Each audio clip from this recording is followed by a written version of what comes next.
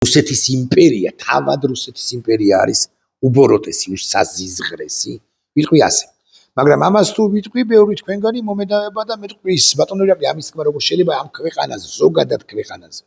ქვეყანა რა შუაშია უნდა მიმხვდარიყო ბევრი თქვენგანი ამის თქმელი, ამ საყვედურის თქმელი ჩემთვის, რომ მე რუსეთის დაბლობებსა თუ მაღლობებს, მდინარეებსა თუ ტბებს, ქალაქებს, სოფლებს, დაბებს, რეგიონებს, ოლქებს არ გულისხმობ. არ გულისხმობ რომელიმე ერთ სივრცეს ამ ვეება სახელმწიფოსი ან ყველა სივრცეს ერთად. მე ხალხს გულისხმობდი და ვგულისხმობ. ხალხი არის, თავად ხალხი არის იმპერიალისტი, რომელსაც სხვათა დაჩაგვის, სხვათა განადგურების, სხვათა გადათელვის, სხვათა დაპყრობის გარეშე უბრალოდ არ შეუძლია და სწორედ ეს ხალხი საუკუნეებია უკვე ასაზრდოებს, ქმნის საკუთარივე პოლიტიკურ ელიტას. მაგრამ რაღა იმ საყვედურობთ და არც იმ რედაქციას იღებთ ჩემი სიტყვისა, რომლის მიხედვითაც პასუხისმგებლობა ეკისრება ყველაფერზე, რაც ხდება მოცემულ ეტაპზე მსოფლიოში და რაც ხდებოდა ადრე რუს ხალხს და მესმის რომ კოლექტიური არც შეიძლება იყოს პასუხისმგებლობა. ოკეი. ამგვარ წინადადებებსაც გადავაკეთებ და სხვა რედაქციით შევგვთავაზებთ ჩემს მოსაზრებას ამ ვეება სახელმწიფოზე ან ამ ვეება სახელმწიფოში რო ცხოვრობს იმ ხალხზე და მარტო რუსები, პირდაპირ მნიშვნელობით რუსები არ ცხოვრობენ, აქ ცხოვრობენ ასე მაგალითად ბურატები, ასე მაგალითად ჩუვაშები, ასე მაგალითად ტატარსტანის მოსახლეობა და სხვა რეგიონების მოქალაქეები. რუსები არიან თუ არა ისინი? ჩეჩნები რუსები არიან, ინგუშები რუსები არიან, დაღესტნელები რუსები არიან, კი რუსეთის მოქალაქეები არიან, მაგრამ ეროვნებით, ეთნიკურად ეროვნებით რუსები არიან თუ არა? არ არიან, მეთქი ამასაც თუ ვიტყვი, არ იქნება გასაკვირი თქვენთვის, მათ ეს იმპერიულობა, უმრავლესობას ყოველ შემთხვევაში, ნამდვილად აერთიანებს თითო 2, 20, 30, 150, 500, 550 რუსს თუ ნახავ ამ 140 მილიონიერ ქვეყანაში 1297-ს, ვინც მეტნაკლებად ნორმალურია და ვინც იმპერიალისტი არ არის. დანარჩენი 129,897,000 რაღაც 196 მოქალაქე იმპერიალისტია და ისინი არიან პასუხისმგებელი, მაგრამ მე მაინც სხვა რედაქციაში შევგვთავაზებთ. ოკეი, ისინი არიან რა პასუხისმგებელნი ამ ყველაფერზე, მათ შექმნეს, მათ დაბადეს, მათ შექმნეს და გამოძერწეს თუ დღევანდელი თუ გუშინდელი ხელისუფლება რუსეთის ფედერაციისა. დღეს პუტლერია, გუშინ ელცინი იყო, ისიც იმპერიალისტი იყო, მიუხედავად იმისა, რომ ძალა-ძალმოსილება არ ჰქონდა, თუმცა ჩვენ კი გვეყო ის ძალა-ძალმოსილება, რომელიც თუნდაც დასუსტებულ ელცინს ჰქონდა, არც გორბაჩოვს მივტირით რასაკვირველი, არც ანდროპოვს, ჩერნენკოს, ბრეჟნევს უკან მივდივარ ხრუშჩოვს და არც ქართულ გვარიან რუს სტალინს და კიდევ მის მშობელ მამად ამფუძნებელ ვლადიმერ ულიანოვ-ლენინს, რომლის მავზოლეუმიც გარწმუნებთ აფეთქდება გარკვეული პერიოდის შემდეგ. უკრაინელები გამოათრევენ მეთქი და წითელი მოედნის ქვაფენილზე დასს და ახეთქებენ ნეშტს თუ ცხედარს, ხო, ლეშს, უფრო ზუსტი რომ იყო, მუმიას ვლადიმერ ულიანოვისა.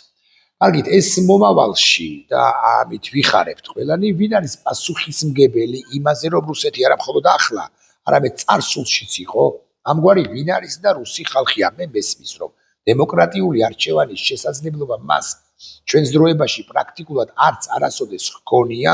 სრულად დემოკრატიული არჩევნები არ ჩატარებულა რუსეთის ფედერაციაში 1990-91 წლებიდან, მაგრამ რუსმა ხალხმა უნდა აიღოს კოლექტიური პასუხისმგებლობა იმაზე, რომ ამგვარი ლიდერები ჰყავდა ერთმანეთზე უარესები, ერთმანეთზე სასტიკები და ერთმანეთზე საშინელები. ახლა ბოლო პერიოდია ისმის კითხვა ამგვარი, აი პუტინი წავიდა, ჩვენთანაც ისმის ეს კითხვა და ხომ არ მოვა უარესი ვინმე. მე მგონია, რომ უარესები რუსეთში შესაძლოა მართლაც არიან.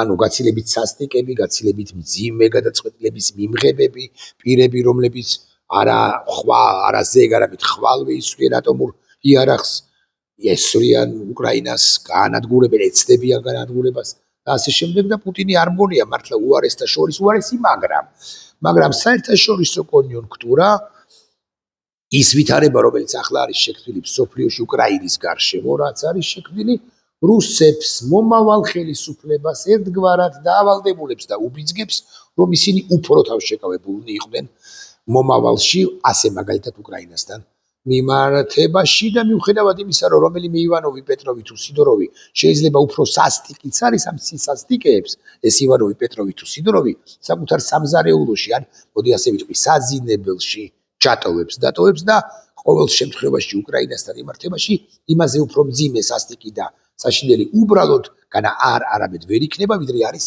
მისი ან ვიდრე იყო მისი წინამორბედი ვლადიმირის ძი პუტინი. ამიტომ მე რასაკვირველი არ მაქვს ილუზია იმის თაობაზე, რომ რუსები გამოსწორდებიან და ოდესმე მაინც იტყვიან საკუთარ იმპერიულობაზე უარს, ამ იმპერიულ ზრახვებზე უარს, მაგრამ კონიუნქტურა უბიძგებს ყველაზე უარეს პუტინზე უარეს რუსსაც კი, რომ იყოს შედარებით თავშეკავებული, რაც ნიშნავს იმას, რომ უკრაინა გაიმარჯვებს ამ ომში, რუსეთი მოახდენს მთელი უკრაინის ტერიტორიის დეოკუპაციას, დაასრულებს ანექსიასაც, ოკუპაციასაც, ინტერვენციასაც, ყირიმის ჩათვლით უკრაინას გადასცემს, უკრაინას აღიარებს ერთიან სახელმწიფოდ, ყირიმსაც გადასცემს დონბასზე აღარაფერს ვიტყვი და მეცაც გეტყვი საკუთარ იმპერიულ ზრახვებზე ყველგან, სადაც მას ჩაუბოტებია, იტყვის უარს მათ შორის საქართველოსაც, იძულებული იქნება, ვალდებული იქნება, წინააღმდეგ შემთხვევაში ნებისმიერი სხვა მმართველი ივანოვი, პეტროვი თუ სიდოროვი რუსეთისა მიხვდება იმას, რომ დასავლეთი მოუჭერს მარხუშს და პრაქტიკულად სრულად გაანადგურებს, რაც გარკვეული პერიოდის შემდეგ გაცილებით სერიოზულ პრობლემებში შეიძლება გადაიზარდოს რუსეთისათვის, აქ ჩინეთის ფაქტორიც არის, აქ სოციალური ბუნტიც არის, ბუნტის ალბათობაც არის და ასე შემდეგ და ასე შემდეგ, ეკონომიკური მოხრჩობის ამბავიც, ფაქტორიც, რაკურსიც არის და ასე შემდეგ და ასე შემდეგ. მაგრამ ბოლო პერიოდია იმასაც უნდა მივაქციოთ ყურადღება, რომ რუსების ნაწილი პუტინს აქებს. არა იმიტომ, რომ მან კარგად ჩაატარა SVO, ან საუკეთესოდ იბრძვის რუსეთის არმია, არა, მაგიტომ არა. არამედ იმიტომ, რომ პუტინზე ამბობენ დაახლოებით შემდეგს. ესო სულგრძელი კაციაო, ესო დამთმობი კაციაო, ესო თქვენ არ იცით როგორი კეთილშობილი კაციაო. კიო, გარედან თითქოს სასტიკად და დაუნდობლად მოსჩანსო, მაგრამ ჩვენ ვიცნობთ რამას, ის რეალურად სულ სხვა გვარი. კეთილშობილების განსახიერება კაციაო. ყველაზე უფრო ხმამაღლა ეს თქვა სომხურგვარიანმა რუსმა მარგარიტა სიმონიანმა, რომელიც აქებს და აქებს, რაც არ უნდა მოხდეს, აქებს და მომავალშიც ცხადია შეაქებს ვლადიმირის ძე პუტინს. მე კი ვთქვი, რომ რუსეთის მომავალი ლიდერი, როცა იქნება ის, შეიძლება უფრო ადეკვატური იყოს მეთქი, მაგრამ შესაძლოა ეს ასე არც მოხდეს. კარგად უნდა გავიგოთ, რომ რუსეთის მომავალი ლიდერი ერთის მხრივ ალბათ მაინც გაემიჯნება პუტინის მიერ დატოვებულ მემკვიდრეობას და შესაბამისად ყველა იმ გადაწყვეტილებაზე, რომელიც კი მიღებული აქვს პუტინს, უარს იტყვის იძულებით, ეს კარგად უნდა გავიგოთ, მაგრამ მეორე მხრივ ისიც კარგად უნდა გვესმოდეს, რომ იმპერიულობის გარეშე რუსეთის ფედერაცია უბრალოდ ვეღარ იარსებებს და უკვე შემდგომ შემოეფრჩქნება ის რეგიონები, ანუ დაიშლება რუსეთი, ის რეგიონები შემოეფრჩქნება, რომლებიც ახლა ერთიანი რუსეთის შემადგენლობაში არიან, ტატარსტანი თუ სხვა რეგიონები გავლენ უბრალოდ, ან ეცდებიან თუ არ გავლენ, მაინც და მაინც ეცდებიან მეტი სუვერენიტეტის მოპოვებას. ამიტომ რუსეთი, მოსკოვი კონკრეტულად ეცდება ერთის მხრივ ამტკიცოს და დაამტკიცოს ის, რომ ის ფართოვდება, ის უფრო ძლიერდება და ამ სიძლიერის იმპერიულობის გამო ტატარსტანი თუ სხვა რეგიონები მასთან უნდა იყვნენ და არ უნდა აბუნტდნენ და მომავალი ლიდერიც ეცდება ამას, მაგრამ მეორე მხრივ მომავალ ლიდერს, ვინც არ უნდა იყოს ის ივანოვი, პეტროვი თუ სიდოროვი, რასაკვირველია სხვაგვარი წარმომადგენელი იქნება, აბა რა მომავალ ლიდერს ექნება ამგვარი დილემაც. თუ გააგრძელებს იმპერიულობას, დასავლეთი მას კიდევ ერთხელ ვიტყვი, მოახრჩობს, ხო? მისი კისრის გარშემო ყულფს, მარხუშს შეავიწროვებს და რუსეთი ამის შედეგადაც დაიჭრება. მე აქედან გამომდინარე ვამბობ, რომ არა ხვალზეგ, მაგრამ აი ზეგმაზეგ კი არა, თუ ერთი კვირის თავზე, ორი კვირის თავზე პირობითად ცხადია, რუსეთში დეზინტეგრაციული პროცესები გარდაუვალია, მიუხედავად იმისა, რომ ხალხი თითქოს ნამდვილად არ არის ამისთვის მზად, ამა თუ იმ რეგიონისა, მაგრამ რუსეთს მოქალაქეებს ამ იმპერიის შენარჩუნების მთავარ მამოძრავებელ ძალასაც უსაყრდენს სხვა გზა გარდა იმისა რომ დაშალონ რუსეთი უბრალოდ არ ექნებათ გარკვეული ალბათობით ვინც არ უნდა მოვიდეს რუსეთის სათავეში მოკლედ ჩვენ არ ვიცით რუსეთის სათავეში მოვა უფრო სასტიკი თუ არა თუ უფრო სასტიკი იქნება საკუთარ სამზარეულოსა თუ საძინებელში დატოვებს თუ არა საკუთარ სისასტიკეებს ადეკვატური იქნება თუ არა გარკვეული პერიოდის შემდეგ პუტინის შემდგომ ეპოქაში გაემიჯნება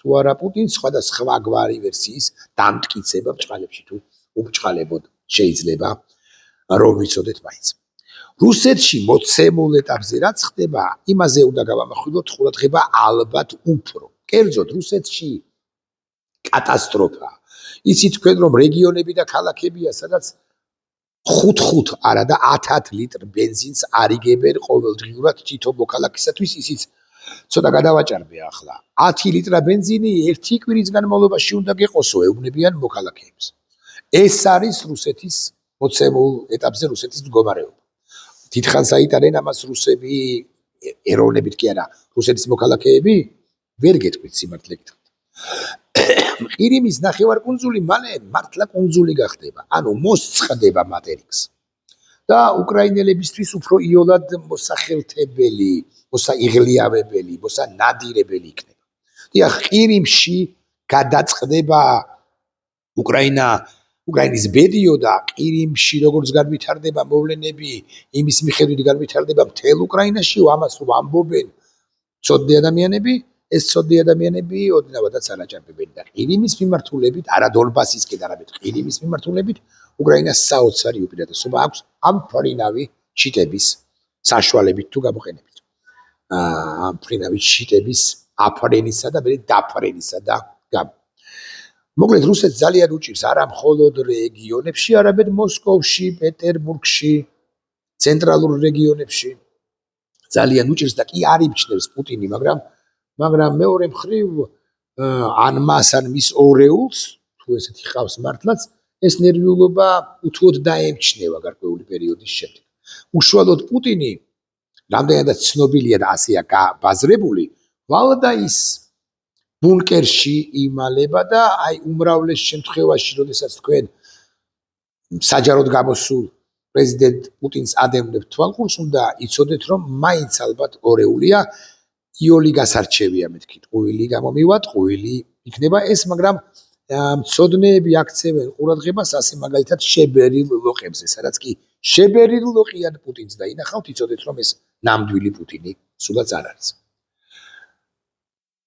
იმდენად უჭირს რუსეთს ფრონტის ხაზზე და იმდენად მძიმე მდგომარეობაშია და იმდენად დიდია მოლოდინი რომ მიმდინარე წელს წითელ მოედანსაც კი დაბომბავს უკრაინა რომ რუსეთში გამოჩნდნენ არა მხოლოდ ისინი ვინც პუტინის გულმოწყალებაზე ან სულბრძოლობაზე საუბრობს მარგარიტა სიმონიანი არამედ გამოჩნდნენ ისინიც კვლავ აღდგნენ ისინი თუმცა არც არსად გამქრალად ამ წლების განმავლობაში ვინც ამბობს რომ რუსეთი გაცილებით სასტიკი უნდა იყოს თუ უნდა რომ გადარჩეს ამგვარი რამ თქვა არც თუ პატარა კაცმა და ჩემი ინფორმაციით ანალიზით რასაც მევადებებ თვალყურს და რეალურადაც ასეა პირმა რომელიც არის პუტინის ვინისის და მთავარი მრჩეველი ეს კაცი არის კარაგანოვი სერგეი კარაგანოვი არის 73 წლის კაცი რომელიც მე არაერთხელ ვისაუბრია მასზე არის საბჭოთა და რუსი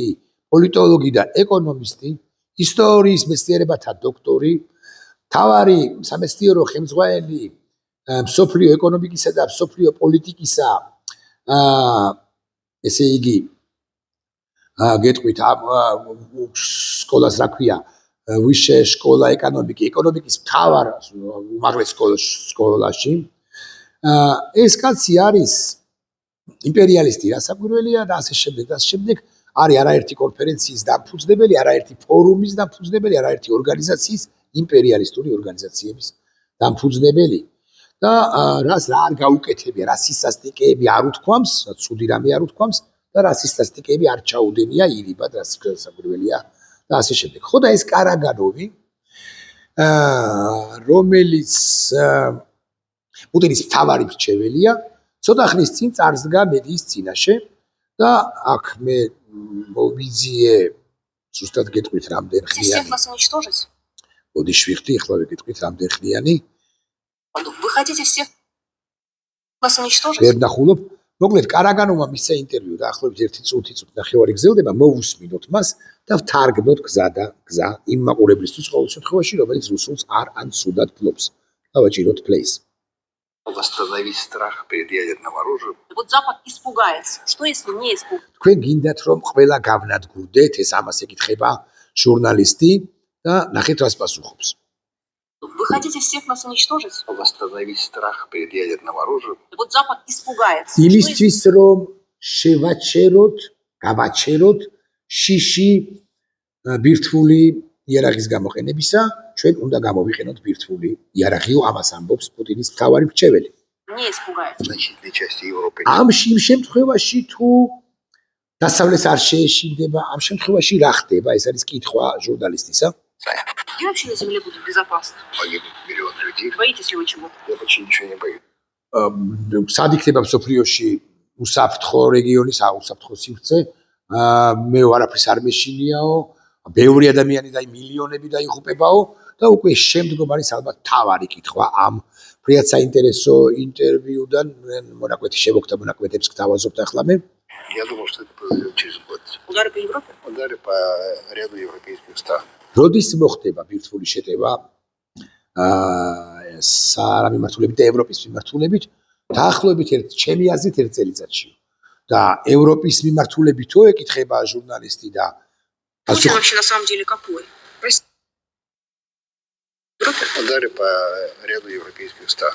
ზოგიერთ ევროპულ სახელმწიფოსო ვიდრე გადავალთ კითხვა პასუხზე რომელიც ეხება როგორია პუტინი მანამდე მეგეთქვით რომ კარაგანოვი გულისხმობს ლონდონს კარაგანოვი გულისხმობს ნამდვილად ბერლინს ნამდვილად ლონდონს ვინიცის და პარიზსაც და ანუ საფრანგეთს ბრიტანეთსა და გერმანიას მთავარ ევროპულ ცენტრებს რომლებიც ავადმყოფი რუსების და კარაგანოვის ავადმყოფი რუსეთი არასაკვირველია არიან მთავარი სპონსორები უკრაინის მიერ ომის გაგრძელებისა რუსეთის წინააღმდეგ ახლა კითხვა და ამის შემდეგ რომელიმე თქვენგანი მეტყვის რომ რუსები ნორმალურები არიან ამას რომ არ აჩერებენ ის რიგითი რუსები ამას პუტინს დუგინს და სხვებს ან მით უფრო პოლიტიკური ხელმძღვანელობა თუნდაც არა ოფიციალურად არა ხელისუფლებაში მყოფი არა ძალაუფლების ოფიციალურად კვერცხის მფლობელი არამედ თუნდაც სკოლისებში ჭრილში მყოფი კარაგანოვი და კარაგანოვები კარაგანოვი კიდევ ერთხელ ვიტყვი პუტინის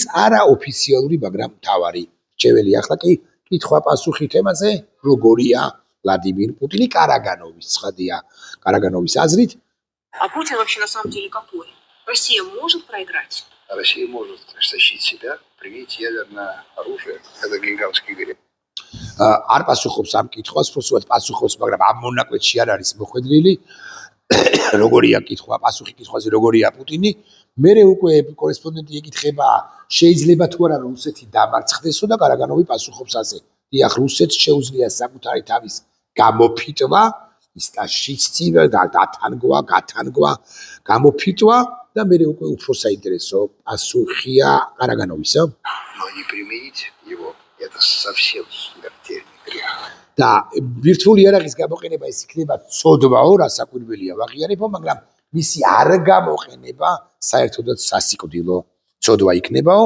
ამიტომ რუსეთში არიან პირები, ამის თქმა მინდა, რომლებიც პუტინს უბიძგებენ, ერთის მხრივ ამბობენ, რომ კეთილშობილია, ნახეთ როგორი სულბრძელია, მაგრამ მეორე მხრივ უბიძგებენ პუტინს, რომ ამ უკანასკნელმა გასცეს ბრძანება ბირთვული იარაღის გამოყენების, ლონდონის, ბერლინის, თუ არ ვიცი, პარიზის თუ ვარშავის განადგურების თაობაზე, ამ შემთხვევაში გამოყენებული თუ ამაზე წავა რუსეთი იქნება გამოყენებული არა ტაქტიკური ბირთვული იარაღი, რომელიც სასაკვირველი უმძიმესია, არამედ სწორედაც რომ სტრატეგიული ბირთვული იარაღი, ეს რომ ვიცოდეთ, მაინც ახლა თავარი, ალბათ ან უმთავრესი, ან ერთ-ერთი მნიშვნელოვანი რემარკები ჩემი მხრიდან. წავა თუ არა რუსეთი ამაზე. მე მგონია, კარაგანოვი არ ვიცი, აქ რომ მეჯდეს წინ, მასაც შევერკინებოდი, როგორც სანამ შევერკინებოდი კი არა, შევერკინების ბოლოს უთუოდ დრუზავთ ირავეს თავში მერკი ასე მეთქვით და გავაფრთხობინებდი სულს. მე მგონია, რომ რუსეთი ამაზე მაინც ვერ წავა, მათ შორის ამაზე არაერთხელ ვითქვამს, მათ შორის რამდენიმე ფაქტორის გამო. პირველ ყოვლისა, ამაზე წასვლის შემთხვევაში მინიმუმ 2 სახელმწიფო რეალურად მეტი. მინიმუმ 2 სახელმწიფო იწყებს მისი ტერიტორიების დაკავებას. ეს არის ჩინეთი და ეს არის იაპონია. იაპონია დაიკავებს იმ 4 სადავო რეალურად კი იაპონიის კუთვნილ კუნძულებს და შესაბამისად რუსეთი დამარცხდება აღმოსავლეთ ფრონტზე, ჩინეთი კი იმ კუნძულებზე ბევრად დიდ ტერიტორიის ოკუპაციას მოახდენს და ვერავინ გაუწევს წინააღმდეგობას, მათ შორის იმიტომ რომ რუსებს მოსკოვს უბრალოდ ძალა არ ეკნება. მეორე, სადაზვერვო ინფორმაციების ხადია ექნება უკლებლივ ყველა ხსენებულ სახელმწიფოს, ანუ გერმანიას, ბრიტანეთს, საფრანგეთს, სხვებსაც, პირველ ყოვლისა ხადია ამერიკის შეერთებულ შტატებს, რომელიც გაუცვლის ინფორმაციას, გადასცემს ინფორმაციას პარტნიორებს, რომლებთანაც ხანდახან ჭხუბობს განა არა, იმის თაობაზე რომ რუსები აპირებენ ბირთვული იარაღის გამოყენებას, შესაბამისად, ბოდიში ვიხდი ალბათ ასე უნდა თქვა, შესაძლოა დასწრებაზეც კი იყოს გერმანიას არა აქვს ბირთვული იარაღი, მაგრამ ბრიტანეთს აქვს. გერმანიას არა აქვს ბირთვული იარაღი, მაგრამ საფრანგეთს აქვს და ვინ ვის ეს უკვე საკითხავია, იმიტომ რომ მე მაინც მგონია რომ ვინ ვის მაინც და მაინც ბირთვული იარაღის გამოყენებას არ გულისხმობ საფრანგეთის თუ ბრიტანეთის თუ შეერთებული შტატების მხრიდან. უბრალოდ ამ შემთხვევაში იმგვარ ომს გულისხმობ, რომელიც რუსეთს აქამდე არ უნახავს, მიუხედავად იმისა, რომ უკრაინელების წყალობით და გამოისობით რუსი ჯარისკაცები, ოკუპანტები, რუსეთის პოლიტიკური ელიტაც პრაქტიკულად ჯოჯოხეთს გადის, მისთვის ჯოჯოხეთს და კიდევ უფრო დიდი ჯოჯოხეთი ელის წინ. ეს რომ ვიცოდეთ მაინც. ამიტომ კონვენციური ომი უკვე გადაიზრდება ევროპასა და დასავლეთსა და რუსეთს შორის იმ შემთხვევაში თუ ინფორმაცია ექნებათ იმის თაობაზე, რომ პუტინი აპირებს კარაგანოვის თუ სხვათა ზეწოლის გამო ან თავისით წითელი ღილაკისათვის თითის დაჭერას, მაგრამ თითის დაჭერა წითელი ღილაკისათვის ჯერაც არ ნიშნავს, რომ ვიცოდეთ მაინც ბირთვული იარაღის გამოყენებას იქ მინიმუმ ესე მახსოვს და ასე წერია 9 შრე, 9 წრე შრე, 9 პირი და 9 სტრუქტურა უნდა გაიაროს და ბევრი ტექნიკური დეტალიც არის, რომლის შედეგადაც ბირთვული იარაღი მართლაც იქნება, რომელთა გავლის შედეგადაც მართლაც იქნება გამოყენებული. რუსეთი ამაზე ვერ გარისკავს, მეთქი და თუ მაინც და მაინც არჩევანის წინაშე დადგება, შეუტიოს ნატოს წევრ სახელმწიფოებს, თუნდაც დრონებით ან ფრთოსანი რაკეტებით, იგულისხმება ლიეტვა, პოლონეთი ან ესტონეთი ან სამივე ერთად, თუ გამოიყენოს ბირთვული იარაღი, მე მგონი რომ პირველ ვარიანტზე უფრო წავა. ნებისმიერ შემთხვევაში ორივე მომაკვდინებელია მისთვის, მაგრამ პირველ ვარიანტზე უფრო წავა პუტინი. ეგრაა მაგის პასუხია, აქ დაახლოებით ამგვარი ლაპარაკიც მიდის რუსეთში, რომ რაღაი პუტინი ასეთი კეთილშობილი მარგარიტა სიმონიანი ამბობს ამას, ასეთი სულგრძელი ამავე მარგარიტა სიმონიანის და სხვების აზრით სულგრძელი კაცია პუტინი, ასეთია, იქნება და მან დელეგირება მოახდინოს უფლებამოსილებისა ბირთვული იარაღის გამოყენების უფლებამოსილებისა რომელიმე სხვა პირზე, ალბათ სამხედრო პირი იგულისხმება, თუმცა ამ შემთხვევაში პასუხისმგებლობა იმ კაცს დაეკისრება პირობითი გვარით რავისი კარაგანოვს, სამხედრო არ არის ეს, მაგრამ ივანოვს ვიღაცა პეტროვს და პუტინს ეს პასუხისმგებლობა მათ გონიათ რომ ჩაეხსნება, ასაკვირველი ასე არ მოხდება. არიან მსოფლიოში პოლიტიკოსები, რომლებიც დაუფრთხნენ პუტინს, კარაგანოვს, პუტინს, ამის დუგინს, გუნძაევს, თუ ზოგადად რუსეთის პოლიტიკურ ელიტას, რომელიც პასუხისმგებელია კაცობრიობის წინაშე ჩადენილ დანაშაულებზე და ამბობენ, რომ დედასტირები ამ დონბასსა დაყირებს. ოღონდ ბირთვული ბომბი არ გამოიყენოს რუსეთმა და დავანებოთ თავი. ესენი, ანუ ის პირები, ისევე როგორც ჩვენი ხელისუფლება წოდებული ბანდის წარმომადგენლები, ვინც ასე ფიქრობს, ან რიგითი მოქალაქეები ცდებიან თავარში. რუსეთი ნებისმიერ შემთხვევაში გამოიყენებს იმ იარაღს, რისი გამოყენებაც უნდა. ყველაფერი ბირთვული ბომბის გარდა მას უკვე გამოყენებული აქვს. კინჟალი ისროლა, სარმატი ისროლა, არეშნიკი რა არ ისროლა რუსეთმა უკრაინის მისამართით და იმ შემთხვევაშიც კი თუ ზელენსკი დანებდება, უკრაინა დანებდება, უკრაინა უარს სიტყვის ოფიციალურად ამ ტერიტორიებზე, ოღონდაც კი ომის შეწყდეს და კაცთა კვლავ ამას სიტყვის უკრაინა, თუ იმ შემთხვევაში თუ ამას სიტყვის, რუსეთი არ გაჩერდება და უკვე შემდგომ კიდევ ერთ რეგიონს, კიდევ მეორე რეგიონს, მესამეს, მეოთხეს და მერე უკვე მთლიანად უკრაინას მოინდომებს და როცა დასუსტებული ხარ, ის უფრო იოლად გადაგსაცლავს და სხვერპლიც წინააღმდეგობის გაწევის შემთხვევაში გასაკვირველია იქნება, როგორც იყო აქამდე ოღონდ წინააღმდეგობა გაუწიოთ თუ არა რუსებსო, ამას კი არ გკითხავენ ზელენსკის ნებისმიერ მომავალ ლიდერს, არამედ მოქალაქეები თავად შეიარაღდებიან და თავად ეცდებიან რუსების გაჩერებას, რასაც პრინციპში ამ გვარობას ჩვენ ვადევნებდით თვალყურს 2022 წლის დასაწყისში, როცა ტოტალური წინააღმდეგობა დახვდათ რუსებს უკრაინაში, რიგითი უკრაინელებიც კი, არ ვიცი, შეიარაღებული უხეშად ლაპარაკობ, ვუტრინებ ცხადია თოხებით თუ წერაქვებით უხვდებოდნენ, დაუხვდნენ რუსებს და კუდით ქვა ასროლინის გარკვეულ შემთხვევებში ამის კადრები არსებობს, მე კი არ ვიგონებ. ეს არის ხერსონის კადრები, ეს არის ხარკოვის კადრები, ეს არის სხვა დასახლებული სივრცეებიდან კადრები. ვინ არის პასუხისმგებელი იმაზე, რომ რუსეთი ამგვარია?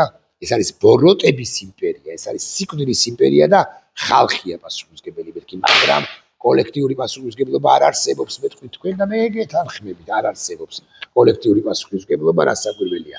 მაგრამ უნდა კარგად ავისი გზეგანოთ, რომ რუსები პოლიტიკური ელიტა მისი ამ ქვეყნისა არ შეიცვლება და პუტინის დამარცხება, პუტლერის დამარცხება იმიტომ აღწადია, რომ იქნება და მომავალში მოსული ლიდერი უფრო ადეკვატური იყოს დროისა და ვითარების შესაბამისად და აღარ გადაძაბოს ისე, როგორც გადაძაბა ამ შლეგმა პუტინმა, მის დაჭირად და მის და სანანებლად დარწმუნებული ვარ, დარწმუნებული არა ვარ, მაგრამ დარწმუნებული ვარ, რომ ის შესანიშნავად ხდება, სხვა რამეში ვარ დარწმუნებული ვარ, რომ ის შესანიშნავად ხდება, რომ ოქროს ასოებით ის უბრალოდ ვეღარ ჩაეწერება რუსეთის ისტორიაში, თუ რუსეთი საერთოდ იარსებებს და შეცდომაში გაჯიუტებულს სხვა გზა გარდა მკვლელობების დაგეგმვისა, უბრალოდ სარმატების გაშვებისა, უბრალოდ არ აქვს. აი, ვინ ისმის ბირთვულ ბომბს თუ ვინმე ისმის საერთოდ, ეს კიდევ დროის საკითხია, ეს კიდევ გასარკვევია, მე მგონია, რომ ვერ ისმიან და თუ ისმიან, თუ უხეშად პარიზი განადგურდება, მე გეტყვით, რომ მოსკოვიც გასარკვევია არ იარსებებს პეტერბურგი ზედმიხვება და რუსეთი იქნება ერთი დიდი ფერფლი, ერთი დიდი სასაფლაო მილიონობით მოქალაქისა. უხوار სიმართლე გითხრათ, მაინც და მაინც მომხრე ამ ყველაფრისა არა ვარ, მაგრამ კბილი-კბილის წინ ეს მდგომარეობა ახლა და მეორე ლოყის შეშვერას რუსეთისათვის არც არავინ აპირებს. ნახვამდის.